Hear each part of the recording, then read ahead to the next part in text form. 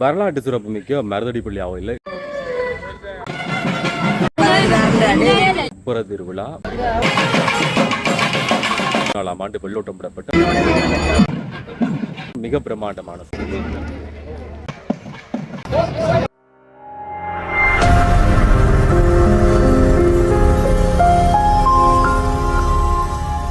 வரலாற்று சிறப்புமிக்க மருதடிப்பள்ளி ஆவையில் இன்றைக்கு சப்பர திருவிழா 2024ஆம் ஆண்டு வெள்ளோட்டம் விடப்பட்ட மிக பிரமாண்டமான சப்பரம் இன்றைய நாளில் வீதி வலம் வருகிற அந்த அற்புதமான காட்சி என்பது நாளைக்கு தேர் திருவிழா எல்லா விஷயமும் இருக்குது. இன்றைய நாள் நடக்கக்கூடிய முக்கியமான காட்சிகளை இந்த காணொலியில் பார்க்கலாம். இந்த மருதடிப்பள்ளி ஆவையில் பொறுத்தவரையில் ஸ்ரீலங்காவில் யாழ்ப்பாண மாவட்டம் சண்டிலுப்பாய் பிரதேச பிரிவின் கீழில் மானிப்பாய் பட்டணத்தில் தான் இருக்குது. பக்கத்துல எல்லாம் நிறைய மருத மரங்கள் இருந்தபடியாக இந்த கோயில் மருதடி விநாயகர் ஆலயம் என்று சொல்லி சொல்லப்பட்டது. வருடாந்த மகோற்சவம் சித்திரை புத்தாண்டு அன்று தேர் திருவிழா வரக்கூடியதாக இடம்பெறும். இன்றைய நாளில் சப்பர திருவிழா முந்தி மானிப்பாயில் இந்த மக்கள் தங்களுடைய பொங்கல் மடை நைவேத்தியங்கள் எல்லாத்தையும் ஏற்று மருத மரத்தில் கீழே கிழக்கு திசையில் இருந்த பிள்ளையார் பிரதிஷ்டியாக இருந்ததாக கர்ண பரம்பரை கதைகள் சொல்கிறது. அது மட்டுமல்ல பிரித்தானியா இலங்கை காலத்தில் ஏற்பட்டக்கூடிய பல்வேறுபட்ட விஷயங்களுக்கு பிறகு இந்த மக்கள் வழிபடுவதற்காக இந்த கோயிலுக்குரிய காணியை 1856ஆம் ஆண்டளவில் விக்டோரியா மகாராணி வழங்கியதாகவும் சில விஷயங்களில் குறிப்பிடப்பட்டிருக்குது. 35ஆம் இலக்க லிகித சாசனத்தின்படி இந்த கோயிலுக்கு இந்த காணி வழங்கப்பட்டிருப்பதாகவும் பிள்ளையார் திடல் என்று சொல்லி அது பெயரிடப்பட்டிருப்பதாகவும் சொல்லப்படுது. பிறகு போர்த்துகேயர் காலத்தில் இடிக்கப்பட்டு பிறகு ஒவ்வொரு காலங்களிலும் வெவ்வேறுபட்ட வடிவங்களிலிருந்து இப்போ புதுப்பொலிவு பெற்றக்கூடிய ஒரு கோயிலாக இந்த இடத்துல இருக்குதுன்றதான் மிக முக்கியமான விடயம். தேடி நாடி வழிபடுகிற நிறைய பக்தர்கள் இந்த கோவில் மீது மிகுந்த நம்பிக்கை வைத்திருக்கிறார்கள். ஒவ்வொரு வருஷத்தை பொறுத்தவரையிலும் சித்திரை வருடத்தை கடைசியாக கொண்டு தேர் திருவிழா ஆடக்கூடிய மாதிரி 25 உற்சவங்கள் கடைசி இடம்பெற்றக்கூடிய கும்பாபிஷேகத்துக்கு பிறகு இந்த கோவிலில் இடம்பெறுகிறது.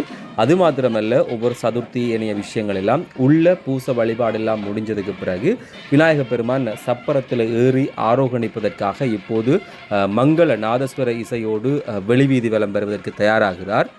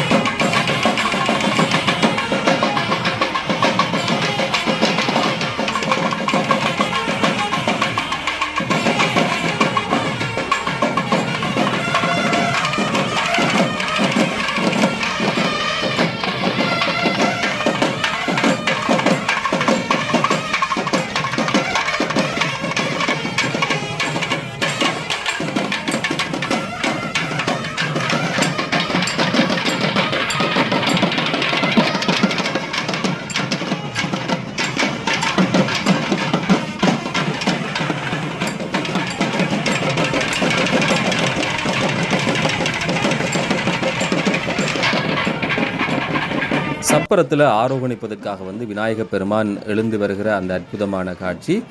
தனியை விநாயக பெருமான் மாத்திரம் வரையில் பெற்றோர்களையும் அழைத்து கொண்டு தான் பாரார்.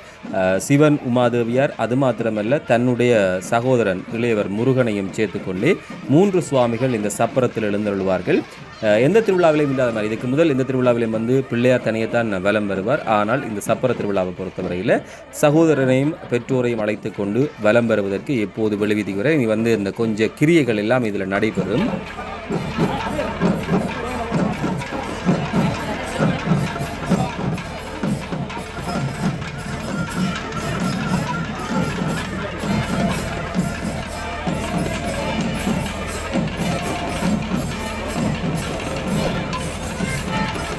வான் நோக்கி காண்டாமணி ஓசை எழுந்து நிற்க வாயிலில் விநாயக பெருமான் முருகன் அதே மாதிரி தன் பெற்றோர்கள் சிவனுமாதேவியார் காத்திருக்க மறுபக்கமாக அந்த கிரியைகள் வாகனம் ஒவ்வொன்றிலையும் சுவாமி வரைக்கும் அதுக்கு முன்னால் சில சடங்குகள் சம்பிரதாயங்கள் கிரியைகள் எல்லாமே செய்யப்படுறது வளமை. சமகாலத்தில் எல்லா சுவாமியும் சப்பரத்தில் ஏற்றப்படுகிற அந்த காட்சியை தொடர்ந்து நீங்கள் பார்க்கலாம்.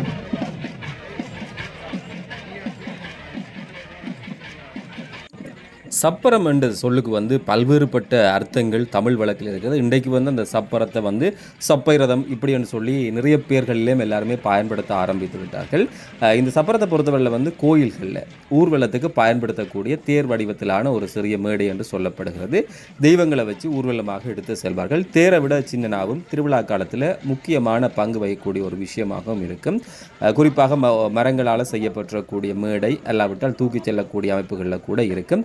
இப்படியான விஷயங்கள் தான் இந்த சப்பரத்தில் சொல்லப்படுது. அதே மாதிரி தான் இன்னும் ஒரு சிறப்பான விஷயம், இந்த சப்பரம் என்றது கோயில் அசைந்து வர அந்த காட்சி, கோபுரம் எப்படி அசைந்து வருமோ அது போன்ற ஒரு தோற்றத்தில் இருக்கும். மருதலையும் அந்த தூணை பார்த்தீங்கன்னு சொன்னால் கோயிலினுடைய உட்பிரகாரத்தில் இருக்கக்கூடிய தூண் போன்ற அமைப்பு, அதை விட சுவாமிகள் அசைந்து வருகிற போது கோபுரத்துக்கு சமாந்தரமாக வருகிற அந்த காட்சி எல்லாம் பார்ப்பதற்கு, லைப்பதற்கு, வணங்குவதற்கு என்று சொல்லி தனியான அர்த்தங்களை நிறையவே கொடுக்க வல்லது.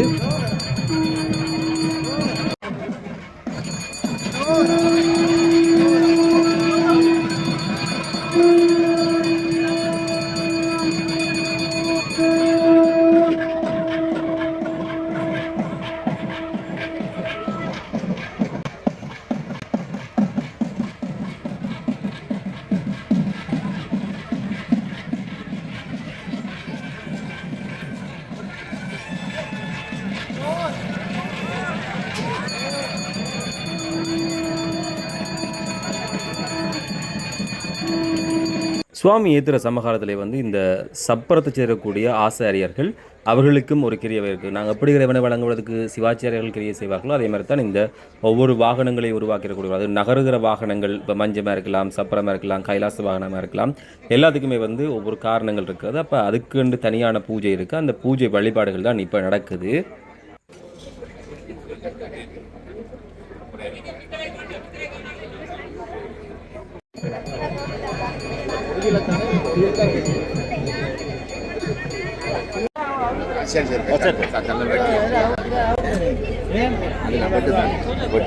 வானுயர்ந்து எழுந்திருக்கு. ஆரம்பத்திலே சொன்ன இந்த கோபுரத்தினுடைய அமைப்பை ஒத்ததுன்னு சொல்லி மின் விளக்குகள் அப்படியே எரிய, தீபம் காட்டப்பட கம்பீரமாக பிரம்மாண்டமாக இந்த மின்னொளி நகர போகிறது. ஒரு கோவில் அசைந்து வருகிற அந்த பேரழகை கோபுரத்தோடு சேர்த்து நீங்கள் இப்போ பார்க்கலாம். பாருங்கள், அதே போன்ற அமைப்பு முந்தி கோபுரம் கட்ட முதல் இந்த சப்பரம் பிரம்மாண்டமாக தெரிந்தது. ஆனால் இந்த கோபுரத்துக்கு பிறகு இரண்டும் ஒவ்வொரு விதமான அழகை கொடுக்கிறது.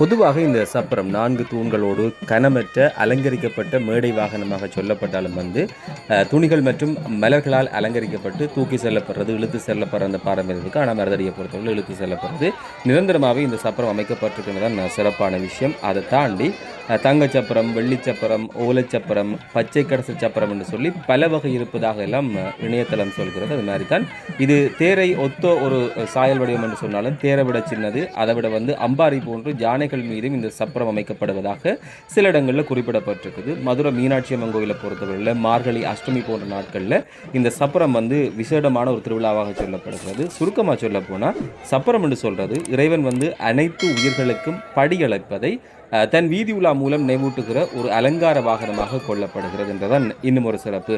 தனிய திருவிழாவை பார்த்தோம், இதை செய்தோம் என்று இல்லாமல் இப்படியான விஷயங்கள் சொல்லப்படுகிறது. உங்களுக்கு இந்த சப்பரம் தொடர்பில் தெரிஞ்சிருக்கக்கூடிய தகவல்களையும் கீழே கருத்துக்களாக பதிவு செய்யுங்க.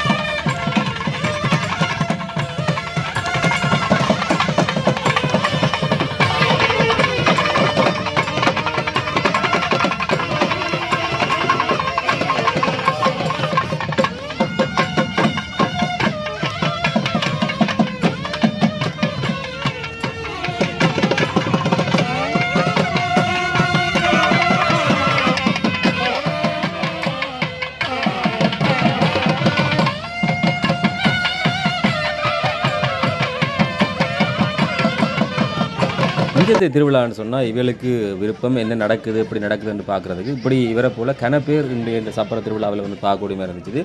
வந்து நாங்கள் எப்படி நிற்கிறோமோ அதே மாதிரி அவை நின்று இந்த திருவிழாவை பார்த்து கொண்டிருக்கணும்.